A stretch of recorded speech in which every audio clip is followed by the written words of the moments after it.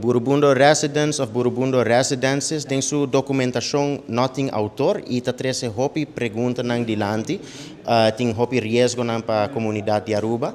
A mim está puntra eigenlijk se está possível para nos desenvolver de uma forma sustentável, de uma forma que nos preservar a natureza e satisfazer a demanda de vivenda. Na conclusão de minha apresentação, me a trazer diante uma visão alternativa, onde me está querer está demonstrar que essa está possível. Para mim, o risco de mais grande é o efeito da natureza direto, que 50% da natureza de pós-chiquito lo vai perder. Também tem o risco que a água de rio lo end up em Spans Lagoon, maneira de hopi bicindário não tem a melding. E tem o risco que o projeto lo stagna e que a gente tem na hipoteca, sem não tem caso claro. Esse é o risco mais grande. In minha opinião, o plano mestre bisa duidelijk quem é desenvolvedor. In minha opinião, FCCA tem rol importante para desenvolver Aruba baiendo dilante. Dus mestre estipular essa duidelijk dentro do documento. Se FCCA maneira desenvolvedor tá invertir, traga o projeto nang aqui, nang saco lo tem demanda para huur e para compra depois.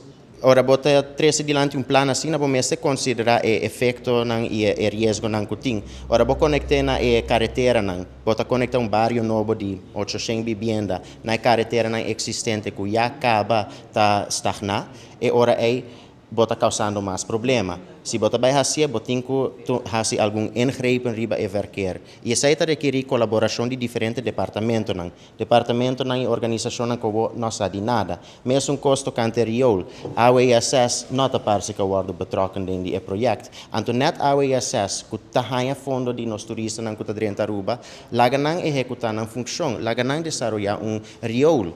Laga essa kita parte de visão integral. A visão é planta falta planificação. Aruba merece melhor. Nós temos que pensar bom, tocante ao modelo existente. Também nós temos hopi lijnen existente como se worden enforçar. Tem espaço de beleid para enforçar e erfpacht. Erfpacht é contrato que botin com o governo. A botin que cumpre, então tem hopi gente que não cumpre e está especular e terreno aqui. O mês está mesmo com o banco, que ora bonota paga a hipoteca, não a cumpre, está iniciar o processo jurídico. Esse é custo.